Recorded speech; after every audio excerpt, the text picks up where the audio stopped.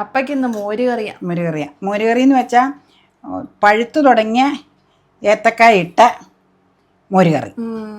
ചെമ്പ്രം കൊണ്ട്. ഈ പലരും ചെമ്പ്രം കൊണ്ടെന്ന് പറയുമ്പോൾ ചോദിക്കണ്ട, അതുകൊണ്ടാണ് ഞാൻ പഴുത്തു തുടങ്ങിയ കാന്ന് പറഞ്ഞു. പക്ഷെ പഴുത്തു തുടങ്ങിയതെന്ന് പറയാൻ പറ്റില്ല, അത് പഴുപ്പാവില്ല. അതിന് പച്ച മാറും. ആ കളർ ഞാൻ കാണിച്ചു തരാം. ഇപ്പൊ തന്നെ ഒരു കായുടെ ദേ, അതിപ്പോ പറഞ്ഞപ്പോഴല്ലേ ഓർത്തതേ, കാണിച്ചു തരാം. ഇവിടെ തനി പച്ചപ്പ് മാറും, പഴുത്തു തുടങ്ങുവോ ഇല്ല.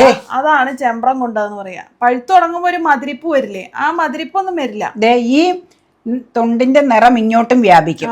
അപ്പൊ ഹാർഡായിട്ടിരിക്കുവാ, ഇതിപ്പോ വ്യാപിച്ചു വന്നേ ഉള്ളൂ.